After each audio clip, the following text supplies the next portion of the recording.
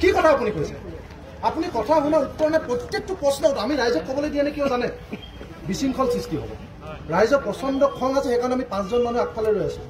উপলুঙা কৰি ভেঙুচালি কৰি কথা নক'ব। ৰাইজক যদি ক'বলৈ দিওঁ একটা প্ৰশ্ন উত্তৰ আপুনি দিব নোৱাৰে, হয় নে নহয়? এতিয়া কাৰেণ্ট কিয় কাটিছে তেওঁ উত্তৰটো চাওকচোন। ৰাস্তা পদূলি বেয়া, তাৰমানে কাৰেণ্টটো বাছত যাব নে কি মেজিকত যাব নে পইচা চেভেনত যাব? প্ৰশ্ন নাই যদি উত্তৰ নিদিব।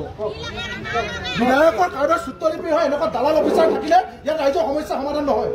আপোনাৰ এটিটিউড মই অথনিবা চাই আছো। কথাখিনি সমস্যাখিনি কওক, 10খন বিল আপোনাক দেখুৱাই দিলোঁ। আপুনি কৈছে সৰু পথাৰ সমস্যা নাই, সৰু পথাৰ সমস্যা হয় নে নহয়? আপুনি কওক এইখিনি সৰু পথাৰ মানুহ নহয়।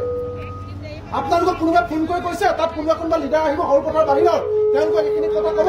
সৰু পথাৰৰ মানুহৰ বিল, সৰু পথাৰৰ মানুহৰ কথা ক'বলৈ দিয়া নাই বিশৃংখল হ'বৰ কাৰণে। সমস্যা সমাধান লাগে দাদা। মই অসমীয়া মানুহ এজন আপোনাক দাদা হিচাপে কৈছো, সমস্যা সমাধান লাগে। ৰেডিমেড প্ৰশ্ন উত্তৰ নিদিব, এইখিনি প্ৰশ্ন উত্তৰ দিব।